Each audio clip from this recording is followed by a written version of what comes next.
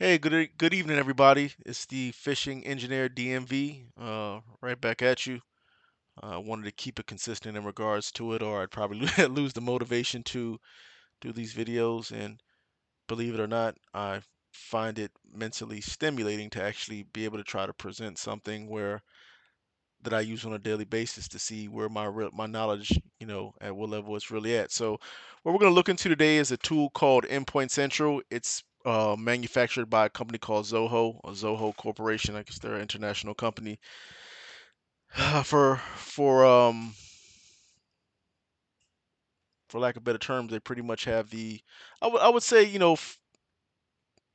they have it on lock in regards to IT. From one say, I mean, I think with Manage Engine, their tools are very user friendly. You can have, I'd say you have to have, well, not, you'd have to have a knowledge base in regards to IT technical support, some engineering things like that. But like I say, they're user friendly because it's GUI based, and there's a lot of information that you can actually research. They have as you can see, they have a 24/7 chat where if you ever have any questions or anything like that, you can contact them. Somebody's online for them. Service is not the best. A lot of times if it's something, I find a lot of times my questions there, the technical aptitude of the customer service people, they don't know. So I have to get with the solutions architects, solutions experts, because basically I'm doing a lot of architecture and engineering from that standpoint when I'm utilizing Endpoint Central. Um, Endpoint Central, they provide automated patch management. So we are speaking about patch management, I believe the last video. I think I touched on a little bit. Patch management is basically you're lowering the attack surface on the endpoints and or servers. And in regards to Microsoft, they have Patch Tuesday, which is the second Tuesday of every month, where they introduce remediation to any vulnerabilities and or hot fixes for their applications, their servers, their operating systems, some third-party softwares as well. All their software basically. This is it's when they introduce their vulnerability remediation. You can also do Endpoint Manager. They have a console in which you can do that. It's actually right here, threats and patches. So they actually you can do software deployment, which is application packaging. A lot of times where you have to introduce applications into your environment, they have to be packaged. They're just in raw form, whether it's a .msi or a .exe. So there are actually wizards where you can create the packages and make them available in the software repository. Of course, you'd have to customize them with their switches. No reboots, reboot after 30 seconds. Does it fail on initialization? What's the fail code? Things like that. But you can look into all that. Real-time asset management. You can actually management all your assets, your endpoints, your servers. The last time they check in, stuff like that. Things of that nature is they're online. Spoke a little bit about that in the video I did or vlog, whatever you want to call it. Remote system management. You can actually remote into a end user's computer if you're actually at a tier one or tier two level and you're doing desktop support or desk side support. If you're in a place where you can't actually walk to the endpoint or walk to the user and assist them with their needs. It has remote management, so that's pretty sweet. OS imaging and deployment. So this is where you can create customized images that curtail to your environment specifically. You can actually lock down your images. You can add applications. You can have thick or thin images. Imaging is just like I said. It's you're getting a vanilla image, vanilla Windows 10, vanilla it's mostly Microsoft because you don't really do any image customization with Mac and or Linux. I'm talking about operating systems from an endpoint. I'm not talking about servers. You can deploy server images in Endpoint Manager as well, but for the most part, you'd actually create templates within vSphere. Uh, You'd actually create templates in vSphere. You capture that, you customize it how you want to, and then you use that as a template and then push it out. Um, Mobile device management, MDM is real big now because everybody uses iPhones and things of that nature. You bring you to work, BYOD, I think they call it, bring your own device to work. You can actually do mobile device management, configuration management. It's the same thing. You're just doing configurations of the endpoints, said endpoints or terminals. Analytics and reporting. Reporting is real big. Say if you have you want to know how many servers are pending reboot post patching, post running your updates, when you're doing. So if Microsoft releases the patches on Patch Tuesday, you'll put that into a pilot group. You have like two or three servers or two or three points. What I do is I usually utilize the IT team, whether it's small couple computers from my IT team, or I have some sandbox devices at my desk, and I'll push them patches to them. I like Desktop Central because they have a test and approve feature where if they Desktop Central, I'm sorry, I say Desktop Central, they changed their name. I was getting messed up. Endpoint Central, they actually vet these hot fixes, vet these patches, vet these remediations before they release them to their environment. So that's pretty cool. SCCM doesn't really do that. You have to create a pilot environment, like I said, but I still create the pilot environment anyway. So that's pretty cool. And then once you release them, once they go through that vetting process and they don't get flagged as being bad or breaking any systems, you can actually release them into your production environment. And then it's usually the third Sunday or sometimes the fourth Sunday, depending on where the month lies, how the month lies, and they're actually released into the production environment. So I say all that to say this is Endpoint Central. As you can see, we have the threats and patches feature I was just talking about. So this is pretty sweet. It gives you your vulnerabilities, vulnerability severity by summary. You can actually click onto your criticals. These are all your high. It gives you your software vulnerabilities, your detected CVEs. CVEs is just they get pushed out. This it's informational. A lot of times the security companies push them out in regards to what remediations need to take place or what can be vulnerable, what can cause open attack surface on your machine, how you would remediate that. So this is a big one right here, 0-day vulnerabilities. So if you see these like Windows TCP remote code execution vulnerability for Windows 10, um, usually you see all the affected systems, and these come. I mean, you could spend every day remediating these, and just because as much as you're trying to patch these systems and keep them safe and secure, there's always non-ethical hackers, or I guess they call them black hats, that actually are trying to hack into people's systems and steal things. So that's so basically what you do to run the fix. Sometimes they have a fix on them, sometimes they don't. You see affected systems one whatever. Sometimes, like for instance, Windows App X installer spoofing vulnerability CVE. There's no fix available, but if you do see a fix, for instance, you'd run the fix on it. It's going to create a configuration. So in regards to this, it's the June 2022 cumulative updates for Windows 10. You can choose your deployment settings. You have policies. I've previously created policies. They'll give the remote office or domain. It's local office. You select your policy. You have different ones. So I have push now. So you can actually just deploy this.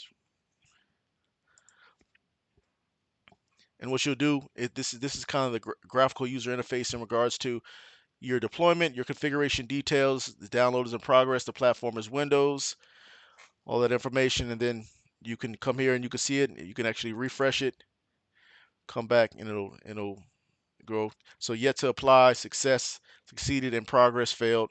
So it gives you all that information. This is what I was speaking about earlier in regards to patching. You actually set up different test groups. So you have Windows Server pilot patching, Mac pilot patching, Linux server patching, test patching, and Windows endpoint patching. I've configured all these groups. This is the test and approve. So what I'll do is I'll create customized groups, and I'll put one or two Windows servers in, one or two Mac laptops, one or two Linux servers, and then a few Windows laptops, Microsoft Windows laptops.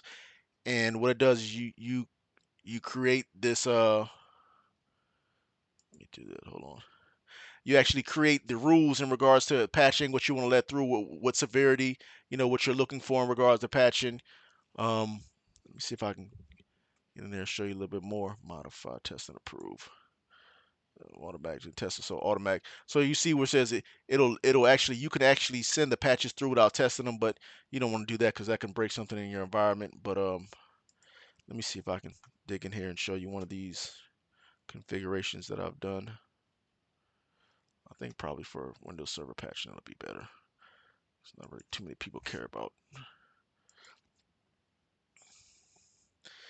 So like I was saying before, you can choose by updates and severity. This is platform is Windows Server Pilot patching.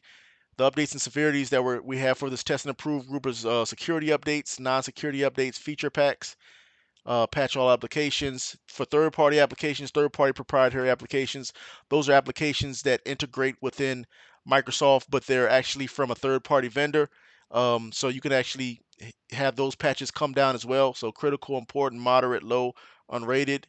No antivirus updates because we use a different antivirus. I think we use CrowdStrike.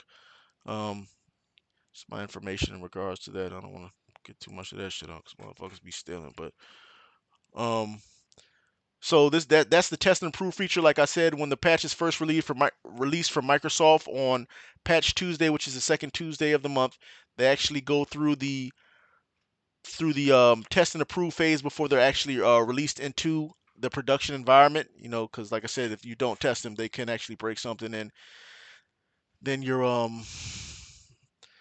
then you have to revert back to a snapshot that was taken by one of these tools like vSphere, you know, stuff like that. So that's not bad. That's bad news. And those for servers. But if you're actually releasing those into you know, say an endpoint, you know, when I say endpoint, I'm speaking in regards to a laptop, PC and stuff like that, that could break the system. So you don't want that. The big thing with these is you want to everything's automation, like I was saying previously. You can actually automate this. I've actually created a automation, um, you know, automation. I don't want to say it's automation overview. So in regards to this, I created Linux prod server patching. So this is the deployment time after it goes through the test and approve phase. These are all my Windows 10 prod endpoint patching. We have about 200 266 endpoints right now that are currently patching for our Mac environment. And this is all production. So our Mac environment, we have 46 endpoints. For Windows Server, we have 193 servers for server pilot patch. Not somebody created that before I came here. Um, Windows Update. This is the NOC. This is the Network Operations Center. So because they have 5 devices. So this is pretty sweet though. Let me show you this because this is the same thing, but this is from automation. So this is kind of like a set it and forget it. You just set your rules, what you want to do. And then it actually just is automated. So you know, unless something fails or something like that, you'll never have to touch this after the first configuration. So description patch. This is Windows Prod server patching. Patching of all Windows servers and Edge Connects environment. It's active. Created it. Um, like I said, basically this is what you're doing. Update severities. You know, you're getting. I can show you the release. This is just all our domains. Notify via email every 8 hours. Download. So, I mean, I can get a little more in depth with it, but system view. This thing's moving so slow today. I don't know. So these are a lot of machines that they're not checking in, but you see if you see the last contact time. So a lot of time with some of the server guys would do, um, they won't notify us that that they've actually upgraded or have taken this server offline. They make me sick because you know I used to be a server administrator, and that's one of the main things you gotta advise us. You know, I'm a cybersecurity team. You gotta advise us so we know what's going on. But people are just getting lazy. They're being lazy. They're not advising us that the servers, you know, these servers have been taken offline, you know, or these are like sometimes these are not checking in, things of that nature. But these are all the systems, servers, patch view, excuse me, patch view. So these are a lot of the patches. So you see cumulative updates, updates for Microsoft Teams, detail view. These are all the endpoints. I'm sorry, these are all the servers installed. You can actually come here and you can see. So for instance, if one of the servers comes back and says that the patching has failed or you know the deployment status has failed, you can check the patch ID, but actually give you information of why it failed and what you can check. Stop error issue pertains to Windows device that have their PAE disabled when subject. So I mean, this is just a starting point. This is a knowledge base right here that Microsoft puts out. So you can always just check with that. I mean, there's a lot of steps to troubleshooting. An issue arises when you try to deploy patches to Windows machines which have SMB server that is enabled with ECP. So you just disable that. Um, But yeah, man, this is pretty sweet. This like I said, back in the days, everything was done by hand, but this is like a set it and forget it. Like I said, this is Linux. Just testing out Linux right now. We don't have that many Linux servers in our environment. We have some firewalls and stuff like that, but they don't want to patch those because you can't really patch firewalls. You're supposed to have the vendor patch those. So that's pretty much that's patching. That's for the patching. That's pretty sweet. Software deployment. So these are where you're actually doing packaging. Like I said, when you have a vendor that has a package or application, shall I say, you actually have to package this out so you can introduce it to your environment. You have something called um, the software center catalog. I guess it's not. That's for SCCM self service portal. So this is the back end, and I'm going to show you the front end. This shit opens up. So this is the front end where you actually all your packages show. This is what the end user would see if they open up the self-service catalog. So for instance, say if you need Dropbox or you need Teams, you need Notepad, OpenVPN, RingCentral, all these. Somebody's actually doing application packaging on the back end, making it available for you as an end user. So that's what it is. This is just the front end. This is what you would see as an end user. This is what we do on the back end. We create a package, Windows or Mac. Okay, you provide the package name, and like I said before, MSI, MSP, EXE, license type, file name, pre-deployment activities postable when I was saying, you want to customize it with your entry and exit codes. If you want to have it reboot on upon installation or, whatever rules you want to have. It's pretty much this is pretty sweet because everything previously you had to do this from a manual standpoint. You could still do it, but this is all in one console. So that's pretty sweet. That's application package and software deployment. Um, Inventory. So this is you can do inventory by operating system. You can do it. It's basically by operating system. You can warranty and compliance, expired warranty.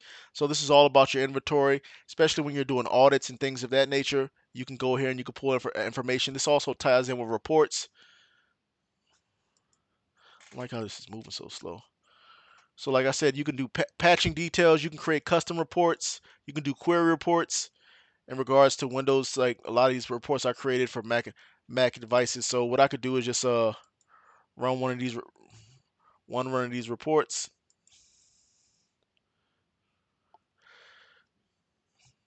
So this is giving me all the Windows 2019 servers, and you can actually export this to a CSV PDF. So if you want to export it, I know, I mean, maybe a lot of people don't have a lot of background in regards to IT or know what this is, but for people that do utilize this on a daily basis, they see how useful this is because let's say useful, yeah, useful this is because it just provides you any information you need. So this gives you the computer name, the domain name, and when you're creating these reports, these are all the servers. When you're creating these reports, you can actually get real granular. Let me get that out there. So let me see. Custom reports, new custom reports. Okay, so say for instance, let's just say test test report. So you want to do a report on, let's just say hardware column. You can add the computer name. Let's add operating system or MAC address. So operating system criteria equal to, let's say, um, Windows 11. You can add more. Uh, Windows 10 Professional, and let's say CentOS, excuse me, Stream Release 8. So what you can do by computer, operating system, BitLocker and encryption. You can see if you want BitLocker on there. And what I try to do, I try to remove all so I can just do what I need. If you expand computer, so you can do computer name, fully qualified domain name, IP address. Gives you a lot of information. Then you can go to operating system. You can go to the service pack version, register number, serial number, free virtual memory. I mean, there's so many. You see, there's so many things you can get very granular. If it has BitLocker enabled on it, you know, said BitLocker is just an encryption tool that Windows uses, encrypts your hard drive. So, if you lose your hard drive or anything like that, somebody can't. You have to put a pin into it. It just locks your hard drive down. So, Mac firewall stuff like that. We don't need all that shit. But just run a report. So as you see, these are the computer names. Computer fully qualified domain name, IP address, operating system, drive is a C drive, protection status is disabled. This is for about BitLocker disabled. Encryption status is fully decrypted. It'll say encrypted or decrypted. Some say encrypted, so the encryption is turned on. This is the encryption method. This is the algorithm XTS AES 128 unlocked. So it just gives you a lot of information, man. Say for instance, your immediate manager or the CIO, the CISO wants to report, hey man, you need to provide me with this and this. Regardless of you having to go, create some kind of query. Um, Endpoint Central actually has it where you can actually create the query, but it's already filtered. You can just filter it out as you need it. So that's pretty sweet as well, man. So I guess last but not least, oh, let's check on the configuration I did. So it's still ready to execute. Me and the machine may be online right now or offline, maybe checking in, maybe overseas and stuff like that. But you can actually click on the configuration. Sometimes it takes a while for these to run, but it just targets the machine. It has to wake up the agent on the machine. So this whole concept of Endpoint Central or any kind of configuration management tool, it's master slave, and I hate to put it that way, but the master server, you have your primary server where you build out the endpoint solution on, whether it's SCCM, whether it's Jamf for Mac devices, or whether it's Desktop Central, Endpoint Central for Windows, Macs, and or Linux. And you have your primary site server, and then you install the agent on all these endpoints, and that's how you have control of these machines. All these endpoints, it could be on the other side of the world, as long as it has the agent installed on it and it's reporting, checking back into this to the site server, you have control over it. So another thing I do, one of my tasks is image architecture. So what this is in regards to imaging, it's when you have a vanilla image and you actually customize it. You customize it whether you have any applications you have to add to it, whether you have to create baselines, security baselines. Like I think I was speaking previously. I don't think I released that video as of yet, but I'm going to show you how to do a security baseline. I'm going to show you how to do it through Ansible, which is a Red Hat tool, and then I'm also going to show you how to do it through Jump Cloud. Jump Cloud is just a cloud directory platform, just like Active Directory. Microsoft's brainchild is Active Directory, but a lot of people created spin-offs, made a lot of money by creating these tools where it's just a cloud directory platform. You can do the same thing. You can you have your group policies, you have your OUs. You can push out policies to these OUs, to lock these machines down or whatever changes you need to make to them. But I don't know how I got on that tangent. But anyway, so like I said, this is pretty sweet because you can have this actually configured with a Pixie Boot. Um, Pixie Boot is like when you're just booting from the Pixie server. You'd actually have a server stood up. You're just like when you boot into when you first boot a laptop, you keep on pressing escape, and then you'll boot into a Pixie. It's like you're just booting over the internet. No, local internet, shall I say, not the internet. But you also have standalone tasks for places where you don't have a Pixie Boot set up, so you can actually create the standalone media. You'll have the image, you'll capture the image, you'll do all, you'll make all you basically create a template. You'll make all your changes, anything you want, any applications you want to install. You also can do post install applications on this, through the software deployment tool I was showing you before. But for instance, this is one of the some of the images that I created. Let's go create an image custom deployment. I'll be in this shit so much.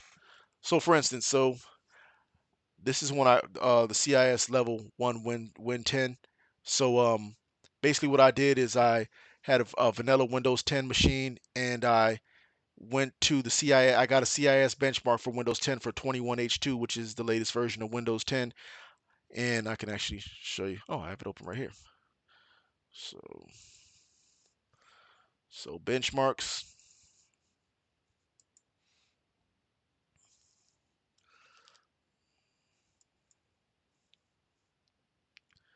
So all you have to do is type in. These are all benchmarks. These are security configurations to lock down machines from a CIS level. CIS stands for Center for Internet Security. So you do this. You just filter it out. And these are. Let's get to 21. The latest one I did. This is more security work. You do a lot of this work when you go to the cybersecurity side.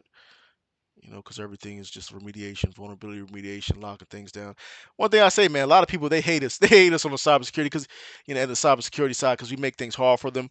We're not trying to make things hard for them. We're just trying to make things hard for hackers, that are try to hack into your machines. It's just this thing. So, for instance, this is the benchmark that was created by the Center for Internet Security. So, what this does, this gives you rules, system settings, file systems, wired network. I mean, these are all just different rules. So, for instance, you click into this one. For instance, the first one is um, you're enforcing the password setting. I think it's for the first 24. You can't see that. So ensure enforce password history is set to 24 or more passwords. So what that means, you'll have to actually utilize 24 different passwords before you can go back to the same passwords you use. So all this stuff is not configured. If you don't configure it at a local policy level, or if you're using a domain controller Active Directory, you can configure it at a group policy level. Um, all these things are not set. When you first spin up an image, a vanilla image, you're just getting, say if you get by Microsoft Windows 10 out the box, you're it's just from a vanilla standpoint. So all these configurations have to be made. So, public key policies, software restriction policies, administrative templates is big. That's where you're going into control panel. You're setting a lot of stuff. You're locking a lot of stuff down. That somebody that would have a laptop at home with fresh version of Windows 10 on it. They'd be able to do whatever they want to, but you can't do that at work. We have to lock it down because you can introduce a virus and some kind of malware, spyware, something like that into our environment, ransomware. So anyway, I say all that to say so that's what I did. I configured that out, templated it out, created the template, locked everything you see in that previous screen. I locked all that stuff down and created the image. So the image is already created. Once you create the image, it goes up. You upload it to the server. You capture the image, it uploads to the server, and you make it ready for deployment. So since we don't have Pixie capabilities at my job, because we don't have distribution points. Distribution points is where you can just store content at different locations, different data centers. We don't utilize that at this point in time. I don't think we're going to utilize that. So you create a standalone task. So basically, what everything is done for you. So all you have to do is a tech would come in here and they would select deployment, CIS level 1, Windows 10. Okay, so this is all the configuration that's done. This style format, of course, is GPT. Physical disk number 0. That's just a disk number the operating system is going to get laid down on. Disk adjustment, post deployment action. What is it going to do after the deployment is done? Deployment type. So before it actually, you're not doing any user state migration. You don't have a USMT tool, which is user state migration tool. You're not migrating any data from the old laptop before you re-image it. So completely erase targets, computers, partitions, and deploy. These are just the partitions in TFS. Of course, everything Windows 10 is in TFS. So post deployment settings, you're generating a new SID. Of course, if you don't know what SID is, just look it up. Um, Domain, we're putting it, we're not joining it to a domain, we're joining it to a work group. And the work group is actually tied into Jump Cloud, which is, like I said, is our cloud directory platform. User account is an image. So when I customize image, when I build it out, I already configured the administrative account. Administrative account is basically local administrative account is when you need to install anything. Say end users do not have administrative rights. It's like a no-no. So because you don't want an end user doesn't know too much, they can install some crap on the machine and just break shit. But um, Bootable Media, you have to create the Bootable Media, the Windows pre-installation environment. I think we just had an update. Well, I don't think I just had an update the other day. That's Windows 80K Automated Deployment Tool, Automated Deployment Kit. You can look that up as well. So the USB. So the good thing about this, because we don't have the distribution points or the Pixie server set up, you can actually create this media and it copies down. You're creating the media and then you're copying it down to a flash drive. So you're making the flash drive bootable. You just boot from a flash drive and you can lay the image down from that standpoint. So USB media is 20. So for instance, if I have somebody in Jakarta, one of my techs in Jakarta where they don't have the capability, all they have to do is be able to copy the image down as long as they can connect to the VPN, copy the .osdi file down, which is just Manage Engine's version of, just an image. That's just the name of the file format, OSDI. As long as they can copy that file down from some kind of shared repository, OneDrive or somewhere, or Dropbox, wherever we store it at, they're straight. So like I said, this is the Windows kit, Windows 80K.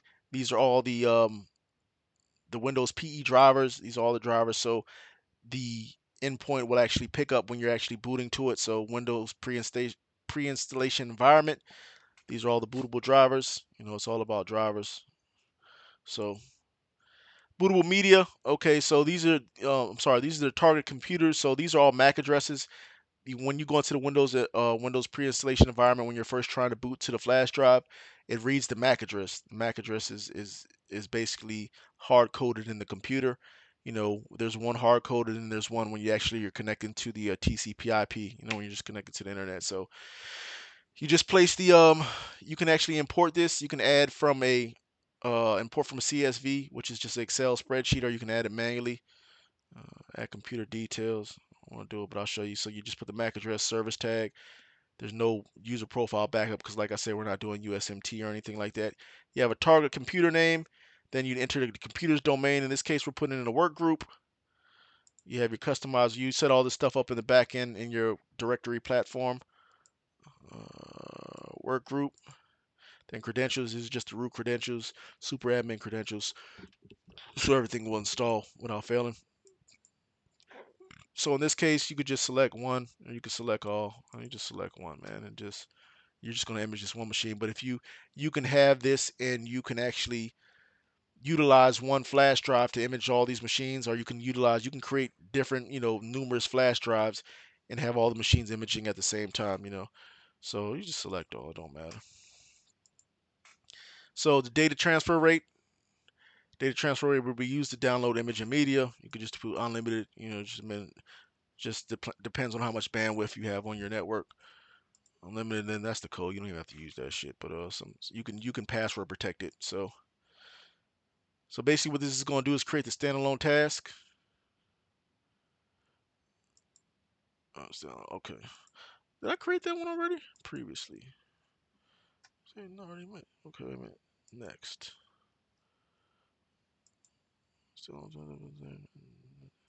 Oh, you know what? Let me go back.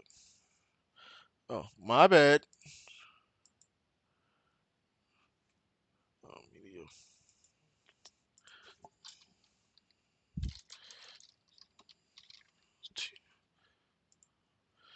Okay, so just had to change the name because they said that standalone task already existed. So, like I said, it's all about troubleshooting. Something so simple. You be sitting there just pissed off at the world because you don't what the fuck's going on, man. I know what I'm doing, but you just gotta be able to think backwards. So unlimited, you gotta refresh this because you just created that one.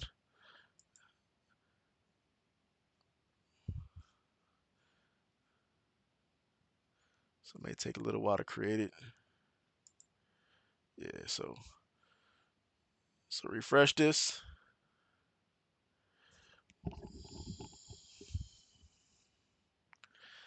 Then you can go to your standalone task.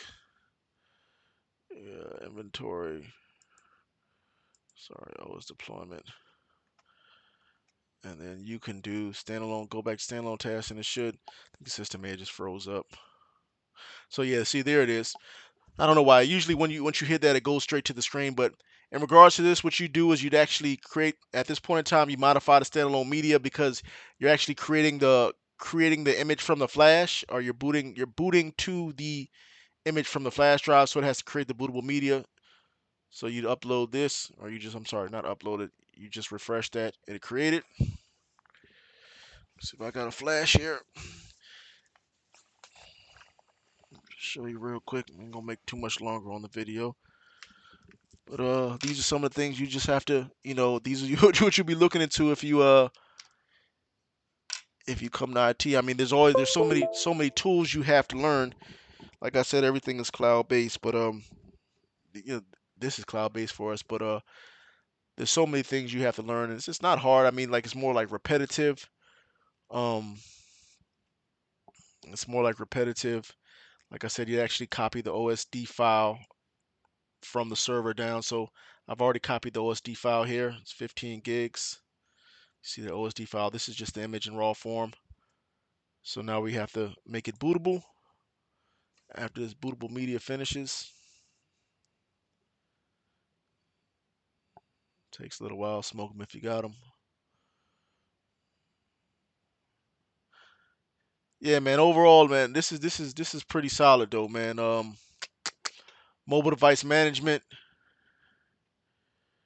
We don't really utilize this, but like I said, see, we only have 2 enrolled devices, but we have more.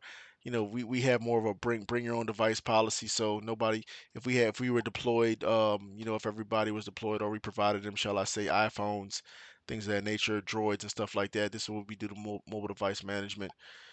App control is application whitelisting. So I actually have to test these applications before we introduce them to the environment. You have to create application groups, test whitelist for demo, whitelist for Windows Server 2012, whitelist for Windows Server 2016. Whitelisting is just, like I said, you're actually testing the applications for you, introduce them into your environment. So that's a whole nother. I mean, these are all different entities. I mean, you could literally just one of these things you could just do this for your career for a year and just lock that shit down. And you know what I'm saying, you can go anywhere you want to say, man, I'm the whitelister, I could do whitelisting. I do OS deployment. I'm an architect. I do software deployment, I do application packaging, I do threats and patches, vulnerability remediation, things like that. um BitLocker, like I said, BitLocker is just our encryption tool. It's Windows-based encryption tool. Spoke about that a little bit earlier. I actually administer over that as well. So, where were we at? Standalone task. So now it's ready. Download this. It's gonna take a little while to download. And I'll just show you that, and then we'll be done. So basically, it's the standalone task. This is, like I said, if you have a technician in Jakarta, they can do the same thing. I've actually drew up documentation because I am working with people in Jakarta. So this is all the documentation. I've systematically had to create documentation for the text as I'm the engineer. It's my job to create all this stuff for them. Um, because I actually stood up this imaging solution. So I'm kind of the last line of defense. So you have to. So that's one thing, man. You got to documentation. A guy, this guy, my real good buddy of mine, man. His name is Carlos. When I used to work at SAIC, I was new to system administration, systems engineering, and he kind of explained to me, when you're writing, when you're doing technical writing, you're doing it for, you don't do it as much for end user, but you have to do it for you have to look at it as, okay, you're writing this for somebody. You don't want to say it at a lower level or lower standpoint in regards to the technical aptitude, but I could write this and it could make perfect sense to me. Then a person that might be tier one or just new to IT, they wouldn't know how to make any sense of it. So you have to be very granular in regards when you're writing instructions. You have to do a lot of screenshots and stuff like that. So basically everything I was just going over with you guys, I've actually wrote that out, and yeah, so it's very labor intensive, but that guap be right, so I'm not complaining. This should be almost done. It's kind of the slowest thing. So basically what it's doing is downloading the standalone task we just created. As you see, the standalone task test. It's a zip file. So what we'll do is we'll extract the zip file, and I can show you. Damn, 11:15 already.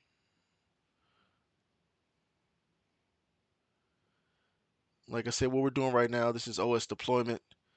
This is it's kind of it's going away right now because if there's Intune, there's Windows Intune, which is just desktop provisioning. Windows Autopilot and Windows Intune, but a lot of people don't want to move to that right now because the cost. Especially if you already have a solution stood up. But you should always also look into Windows Intune. Everybody's going Windows Intune and Windows Autopilot within Windows Intune. All that falls under endpoint management, configuration management, everything from that nature. You're just using a Windows tool, which this is not a Windows tool. This is a Zoho tool, but it actually is made for Windows, Linux, and Mac as well. So it's cross-platform. You guys can kind of. I think what I'm gonna do is speed up the. I'm doing recording before I do editing for the video. I'll just speed this part up because usually what I'll be doing right now is if I'm at work or if I'm working at home, watching rap battles or something, or you know calling my son, bothering him on the summer day, you know, harassing him.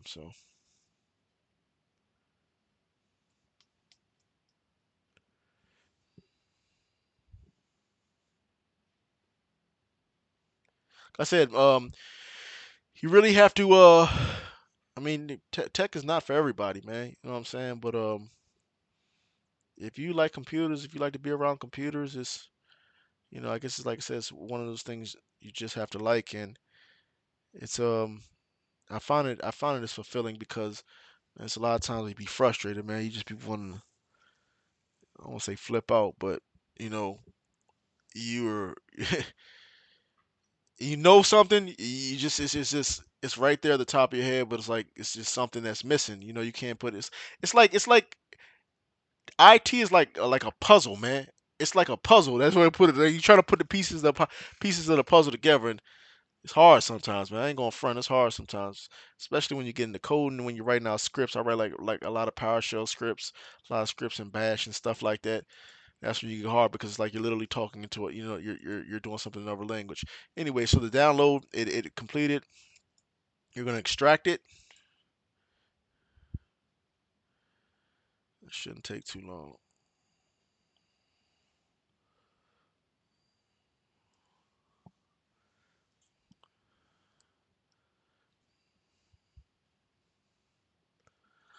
So now it's extracted. You'll see it's right here.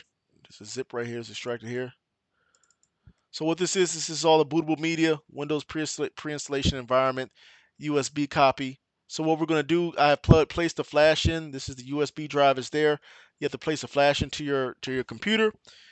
You run this as an administrator because you're about to create the bootable media on the flash drive.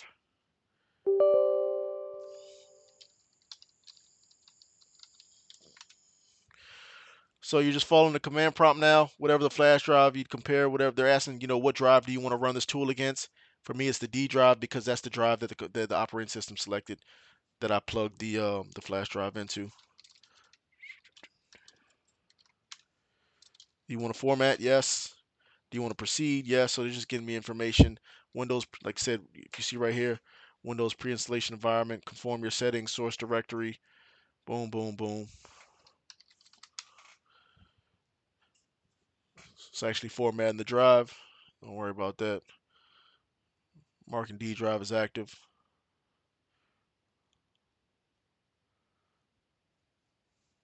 It says it failed, but it's not setting the boot drive code on success, so don't worry about it.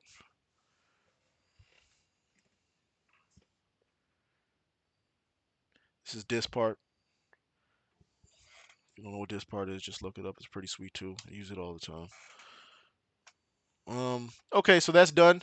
So what you do now is you'll go to the D drive, and I've already copied the OSD file down, but to the D drive because I've used this flash drive when I'm testing, when I'm building out images. But I just wanted to show you the part of actually running that tool against the flash drive. So this is basically what you see when you're trying to image a device. This is the bootable media. This is the boot manager bootmanager.efi. That's all how you're able to boot into the pre-installation environment to begin to install the operating system. So as you see, the OSDI file is on there. So at this point in time, what you do is you just eject the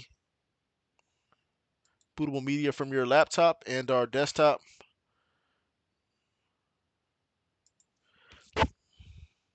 Make sure you do it safely because you just don't want to yank it out. Sometimes it breaks shit, sometimes it doesn't. So you pull that out, you'd plug it into the target that you're actually about to image. What you do is you make sure that the laptop is off. And I'm not going to do it right now because I don't have a screen to switch to on another laptop and show you.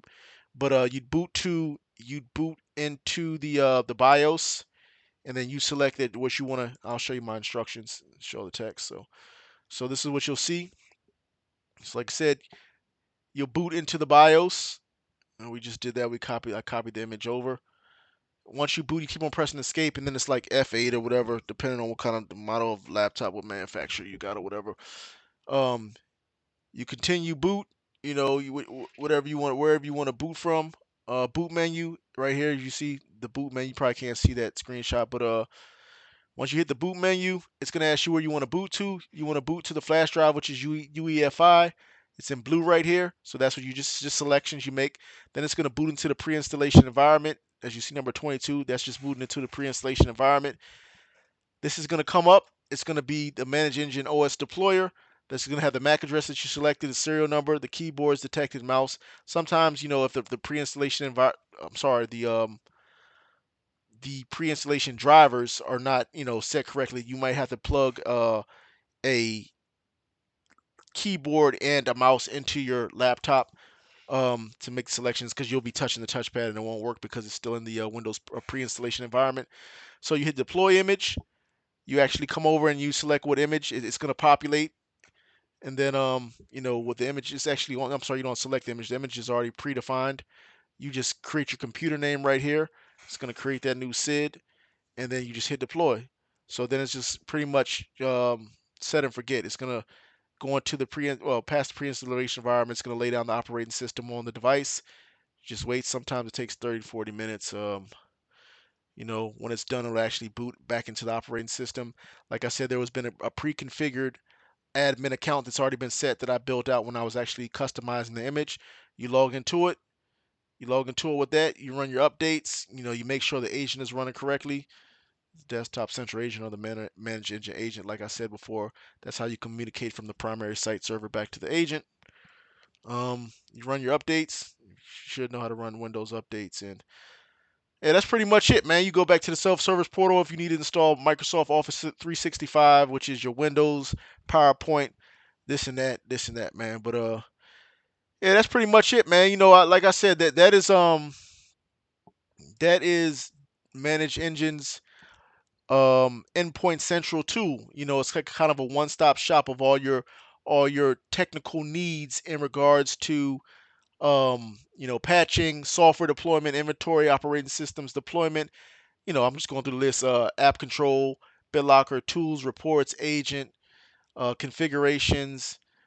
So it's pretty solid, man. So like I said, if you can learn one of these, this is kind of a start. If you can learn one of these, and you could read a lot of documentation. You could watch some videos and stuff like that on it. But excuse me, I'm sorry. I say all that to say, if you can learn one of these tools, that'll get you in as like a mid-level kind of systems administrator, and you should be able to make as a start, you should be able to make a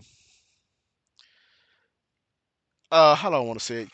You should be able to, sustainable. You're sustainable in regards to that, man. I'm just from a salary standpoint. Once you let them know, you can show and prove that you know one of these tools. You can go in there and then do it. And then if they find out, okay, yeah, he knows what he's doing, then they're gonna make you privy to other things they're working on or new solutions that they're bringing into the environment.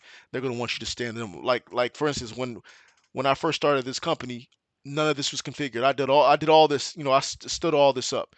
So once you show them you can do that, they're gonna keep throwing shit at you back and forth, man. You know what I'm saying? So then when it comes to review time, you can say, okay, yeah, Joe Blow, whatever, man. They're gonna ask you what you did. You go through these reviews, and they can pretty much let you write your salary nowadays. You just say, okay, but what did you do if you're asking for whatever salary, whatever raise, if you want the 15% or 20%, whatever they're offering is the max for the raise yearly.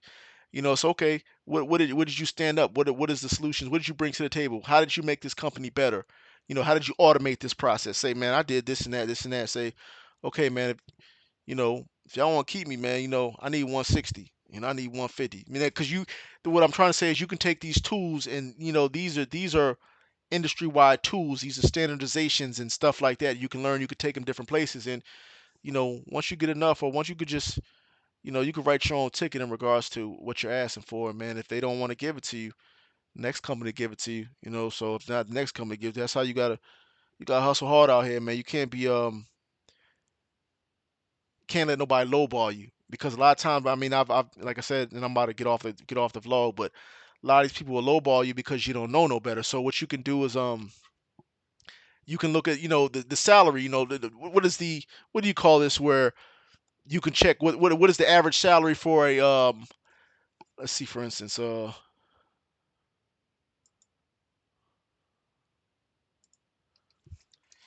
average salary for senior cyber security engineer. So you see, you can go in there and seeing salaries as high as 181, as low as 79. But okay, so the top, to while ZipRecruiter is seeing salaries as high as 181 and low as 79, the majority of senior cybersecurity engineer salaries currently range between 109, 25th percentile to 145, 75, with top earners 90 percentile making 167, 139. So you know what I'm saying? Like I said, with this right here, man, you get out what you put in. You get out what you put in. So I mean, you pretty much can write your own ticket in regards to that, bro, or ma'am. The last thing I wanted to show you is because I was telling you about Udemy is really good, man. Like I said, these are where you can take these courses and you can follow along as you go along. You could go along as with the course, and I mean they have everything from networking. I haven't really spoken too much about networking. I have a small networking background, but they have network engineers and all that. You know what I'm saying? Like I said, I'm a cybersecurity engineer. Do a lot with endpoint administration and stuff like that. But CCNA, um, CompTIA, Data Plus. I mean, you could just type anything. What do you want to learn? What do I want to learn today? Uh, ethical hacking. Ethical hacking. That's like counter hacking. So ethical hacking. So I mean, there's little learn ethical hacking from scratch. And I mean, look at the prices on these courses, man. You know what I'm saying? Then all you would do, you learn Python. Learn Python. Python is a coding language. You know, you take these courses. You learn penetration testing. I do a lot of penetration testing. That's when you're trying to penetrate your infrastructure to see if there's any open attack surfaces in these loops, any ways you can get in. Cracking passwords and stuff like that. I was gonna show you. Oh yeah. So yeah. Sorry. VM. And if you don't want to create a Azure account, you know what I'm saying. A lot of people don't want to pay that because you get your first $200 for free. You can actually use VM Workstation Player, which is free. What this is a virtual tool. This is for virtual machines, so you can stand this up, and you can actually spin up your your your um your images on this, and do your testing. And then good thing about utilizing virtual machines is when if you break them or something happens, you could just blow it away and spin it back up. I also wanted to show you this Microsoft Microsoft Evaluation Center. Let me show you this first. So Microsoft has all these different certs, all these different courses. I mean, all this stuff is free and it's just out there for you to learn. You know, AI is real big right now. Artificial intelligence, Azure, stuff like that. Learning path. These are all learning paths where you can actually do it from a beginner, from a administrator. I mean, all this information is at your fingertips, man. People say they don't have time. I mean, if you like IT, I mean, you might not like IT, but it's not they don't have time. Is they just don't they don't just want to they don't want to invest in themselves. And then one last thing I wanted to show you is the valuation. So they have a Microsoft Microsoft Valuation Center. So right now everything is subscription as a service. Everything you're just paying. You're not gonna just pay one time like you used to. Like Windows, you pay it and then it's yours forever. They have subscription as a service. So now they have the evaluation center. What this does is you can actually utilize these operating systems for, and not only operating systems, these tools, like one of the tools I was just showing you, but the one Intune and stuff like that from Microsoft standpoint. Um, SCCM, formerly known as SCCM, is Configuration Manager now, things like that. But anyway, you can evaluate these, and I went off on a tangent. Sorry, System Center. That's what I was just talking about. But you have a 180-day free license for it. So you know what I'm saying. You could just learn. You don't even have to purchase it, man. You know what I'm saying? You can learn for 180 days and just learn how all this stuff works, man. Build your domain controllers, build up your system center environment. Build up AI, some AI tools and stuff like that. Learn how to use Azure. Like I said, I think Azure gives you the first $200 or free or something like that. But after that, after you and it goes quick because when you're spinning up virtual machines in the cloud, the main thing is you should turn them off when you're not using them because that you still be spending that money. It's gonna go quick. But I think I'm done, man. Like I said, I'm gonna try to put some videos out and just give some insight in regards to what I do. I think the next video I'm gonna put out is do security baselining through Jump Cloud, through Windows policies, group policies, and I'm also going to do it on Red Hat machines or CentOS machines through Ansible. Um, like and subscribe. I guess that's what they say. Guess I'm actually a vlogger now because this is my second video, man. So like and subscribe, man. Feel free to comment below. You know, constructive criticism, positive and negative. I was told the strong man is the man that controls his emotions, so that shit ain't gonna bother me either way. I gotta keep it pushing. So this is the Fishing Engineer, DMV, signing out.